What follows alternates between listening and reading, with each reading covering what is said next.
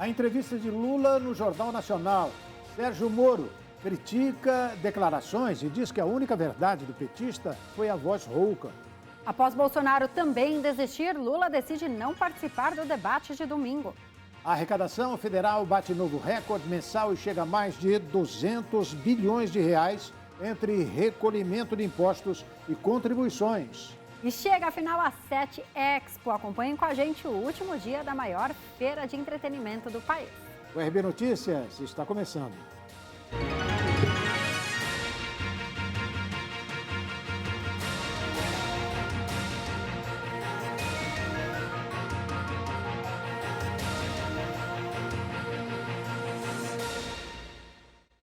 E como não poderia deixar de ser, a entrevista do ex-presidente Luiz Inácio Lula da Silva no Jornal Nacional da TV Globo está repercutindo. O candidato à presidência da República pelo Partido dos Trabalhadores admitiu ter havido corrupção na Petrobras. O petista foi o terceiro entrevistado da semana por William Bonner e Renata Vasconcelos. O ex-presidente mostrou que vai driblar a corrupção no país caso seja eleito. Admitiu desvios da Petrobras e erros de Dilma Rousseff, temas que são motivo de desgaste do partido há muitos anos. O petista também atacou sigilos secretos no governo de Jair Bolsonaro e comparou um mensalão ao orçamento secreto, em referência às emendas de relator, nas quais parlamentares indicam verbas para obras sem transparência sobre os autores da destinação. Lula também voltou a criticar a Lava Jato, que apontou uma série de desvios em gestões do PT e a partir da qual ele foi preso. As investigações da Lava Jato mostraram que havia um esquema de corrupção na Petrobras por meio de diretores indicados nos mandatos petistas, no qual empreiteiras pagavam propina a executivos, partidos e políticos. No fim de 2021, a estatal informou que mais de 6 bilhões de reais já haviam sido devolvidos aos cofres da companhia, com base em acordos firmados na operação. Em suas considerações finais, Lula trocou a palavra governar por cuidar. Nós já provamos que é possível cuidar do povo brasileiro. Eu não gosto de utilizar a palavra governar. Eu gosto de utilizar a palavra cuidar. Ou seja, tentar colocar o pobre no orçamento do país, tentar fazer com que as pessoas possam chegar à universidade, e vocês sabem que eu tenho orgulho de ter passado para a história como o presidente que mais fez universidade, que mais fez escola técnica. Nós pegamos o Brasil com 3,5 milhões de estudantes universitários, deixamos com 8 milhões. Ou seja, esse país é um país do futuro que nós precisamos construir. Conforme nós acabamos de acompanhar na entrevista do ex-presidente, corrupção, desvios na Petrobras e erros da presidente Dilma Rousseff foram citados em entrevista. Para o comentarista Ney Gonçalves Dias, Lula fez um aceno ao eleitorado moderado, aquele que ainda não definiu para que lado ir, se vai para o bolsonarismo ou para o petismo. Vamos acompanhar. Ney. Na entrevista no Jornal Nacional ontem, o ex-presidente Lula admitiu desvios na Petrobras e admitiu erros da presidente Dilma na condução de aportes fiscais, isenções fiscais até 2040 e também a política adotada por ela nos combustíveis. Com elogios a Alckmin, mencionando o seu tempo de duração como governador e vice-governador de São Paulo, Lula acena a eleitor moderado e terceiriza erros ocorridos durante as duas administrações do PT. Pois bem, o ex-presidente Lula fez um aceno ao eleitorado moderado, aquele eleitorado que ainda está numa área mais ou menos de indefinição entre os dois extremos, bolsonarismo e petismo. O jornalista Bernardo Guimarães, do jornal O Globo e da rádio CBN, diz que Lula usou o palanque eletrônico para vender otimismo. E a jornalista e escritora Malu Gaspar, também do jornal O Globo, disse que o discurso de Lula revela mais pelo que ele não promete. O telespectador e a telespectadora pode notar que o ex-presidente não fez nenhuma definição sobre o futuro das medidas econômicas que tomará e também não assumiu nenhum compromisso em nomear para a Procuradoria-Geral da República um dos nomes da chamada lista tríplice. O que ele fez durante os seus governos no Palácio do Planalto. Pois bem, alguns aliados de Bolsonaro admitem que o presidente foi bem na sua entrevista de ontem. Mas, se você der uma olhada nas redes sociais, você vai ver que o ex-presidente Lula está sendo crucificado pelos bolsonaristas e pelos aliados do presidente Bolsonaro, porque dizem que ele derrapou com relação ao agronegócio e com relação ao MST.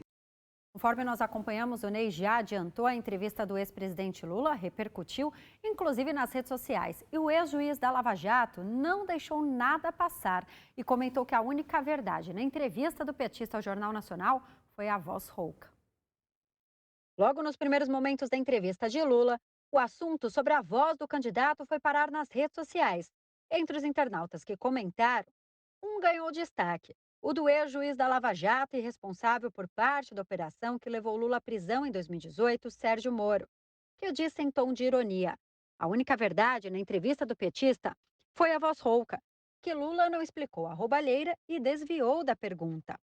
Moro ainda postou, sem citar nominalmente Lula, que o retorno da prisão em segunda instância é fundamental para que o país possa atingir um salto civilizatório na justiça do Brasil.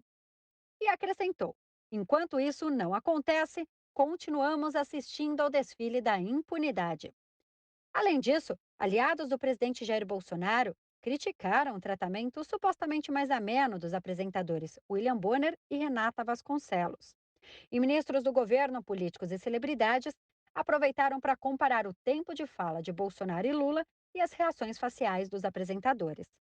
O ministro-chefe da Casa Civil, Ciro Nogueira, se referiu aos apresentadores como dois espectadores que assistiam à sabatina com atenção e acrescentou que o programa eleitoral começou naquele momento.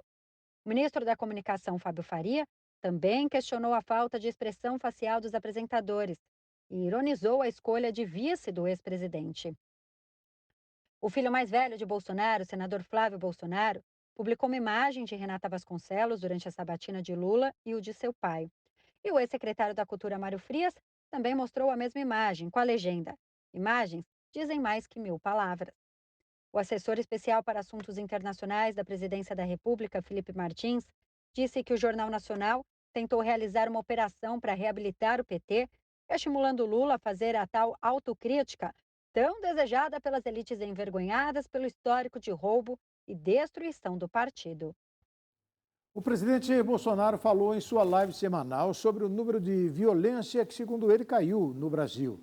Isso se deve, segundo Bolsonaro, à Polícia Federal e à Rodoviária Federal, além do trabalho das secretarias de segurança. O número de assassinatos no país caiu 5% nos primeiros 6 meses de 2022.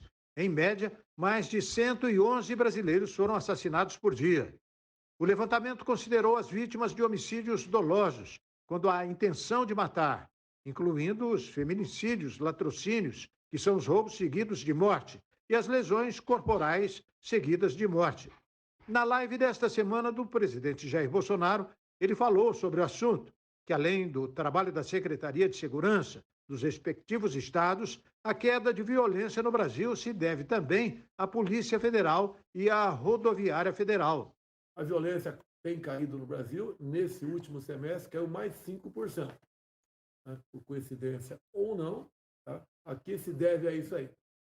Lógico que tem trabalho da Secretaria de Segurança dos respectivos estados, a grande maioria caiu a violência nos estados, outros nem tanto, até subiram, mas por parte do governo federal, cada vez mais, via Polícia Federal e Polícia Rodoviária Federal, temos batido recorde em apreensão de drogas e armas, né? Então, as ações dessas duas polícias têm colaborado bastante. Segundo Bolsonaro, o aumento da procura de pessoas de bem para comprar armas de fogo também colaborou para diminuir a violência. O estado que realmente comprova isso que eu estou falando é o de Santa Catarina. É o estado onde percentualmente tem os maiores números de pessoas armadas, né, pessoas de bem armadas. bem como a quantidade recorde de clubes de tiro também. Então, bem demonstra Santa Catarina, o estado que tem o menor número de violência, um dos estados que tem o menor número de violência por arma de fogo no Brasil, exatamente o estado onde tem mais gente com arma de fogo. E hoje foi a vez do candidato à presidência da República, Ciro Gomes, do PDT, participar da sabatina do Globo, Valor e CBN. Ciro afirmou que a proposta de revisão de endividamento das famílias que Lula apresentou em entrevista ao Jornal Nacional é uma cópia da sua proposta. O suporte público para a renegociação das dívidas e estabelecimento do crédito para os cidadãos é uma proposta do candidato do PDT ao Palácio do Planalto, Ciro Gomes, desde 2018. O ex-presidente e candidato Luiz Inácio Lula da Silva falou sobre uma proposta de revisão de endividamento das famílias que o governo vai ajudar a resolver. Ciro afirmou que é uma cópia, que ele gosta que se faça. Uma cópia que eu gosto que se faça, porque as minhas ideias, elas não são minhas, eu estou recolhendo na realidade do povo. Estou recolhendo entre as experiências internacionais que eu estudo, estou recolhendo entre as melhores literaturas disponíveis e uma campanha exatamente para isso, para você oferecer respostas concretas para os problemas reais do povo. O pedetista disse que se espremer a entrevista de Lula ao Jornal Nacional, que aconteceu nesta quinta-feira, a única proposta que saiu foi essa. Eu fico feliz que é uma proposta que eu tenha trazido e que tem sido levada ao deboche porque enfrenta o interesse de um novo escravismo que os bancos impuseram aos brasileiros. O candidato falou também sobre o modelo de governança no Brasil. Esta governança é a certeza da crise eterna e profunda.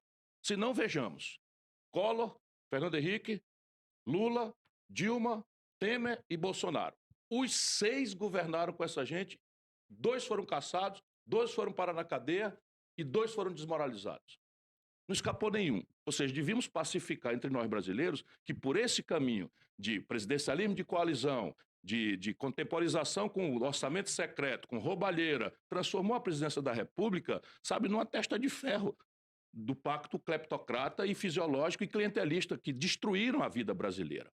Em tom de deboche, Ciro declarou, abre aspas, emenda do relator, tenha santa paciência, fecha aspas. E afirmou que quando chega nas universidades por aí afora e conta o que está acontecendo no Brasil, ninguém acredita. Você simplesmente institucionalizou a roubalheira, ou, na menor hipótese, a distribuição fisiológica clientelista de tostões para cá e para lá sem dar consistência nenhuma.